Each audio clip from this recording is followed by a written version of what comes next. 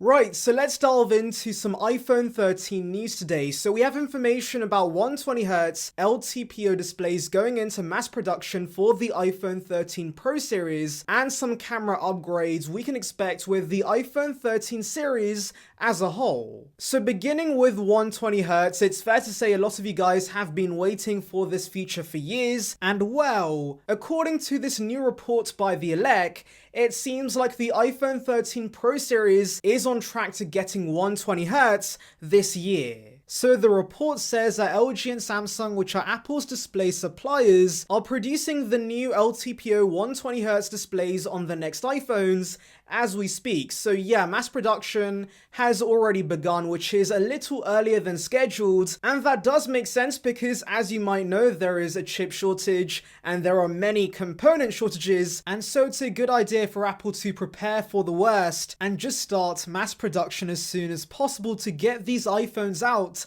on time. Because in case you don't know, the iPhone makes up 56%, I think, of Apple's revenue, which is an insane amount. It's more than half, so clearly they're going to be focusing on the production of these iPhones and they're going to work towards getting them out as soon as possible. And so yeah, this makes complete sense in my opinion, and it's certainly great news that we should not see any delays with the iPhone 13 series. Now some of you might be asking, what is an LTPO display? Well, basically this allows the iPhone to variably refresh between 1Hz and 120Hz. So basically this allows you to have all the great 120Hz goodness, but without compromising on the battery life, since obviously the display will adapt to the content on the screen. So yes, basically what we see on the iPad Pro, and let me be honest guys, because it's a variable refresh rate, I rarely notice 120Hz on my iPad Pro, and so this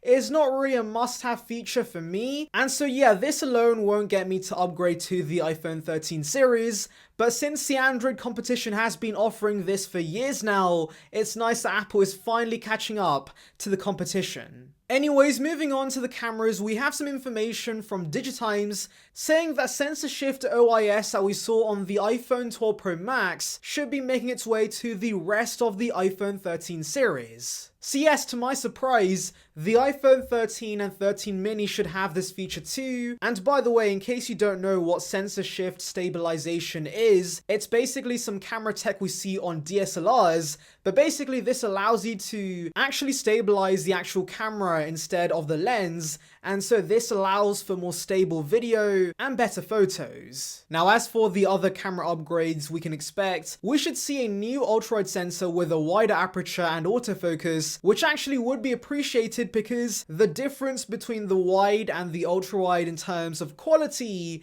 is quite large, so hopefully this new ultra-wide sensor improves things massively. Now as for the pros, there is good news because if you're a fan of the smaller Pro but want the bigger camera upgrades that the Pro Max has, well, not to worry, because the smaller Pro and the Pro Max should once again be equal in terms of camera features. So yeah, the better main sensor and the better telephoto we saw with the iPhone 12 Pro Max should be coming to the smaller Pro too, which is actually fantastic news because, in my opinion, it was a little unfair that you were paying $1,000 for a Pro phone that did not have the best cameras possible, and so you were forced to get the Pro Max even if you're not a fan of the bigger size. Anyways, thank you for watching, make sure to like and subscribe for the latest Apple news and rumors. Check out the video in the icon above about AirPods 3 and AirPods Pro 2.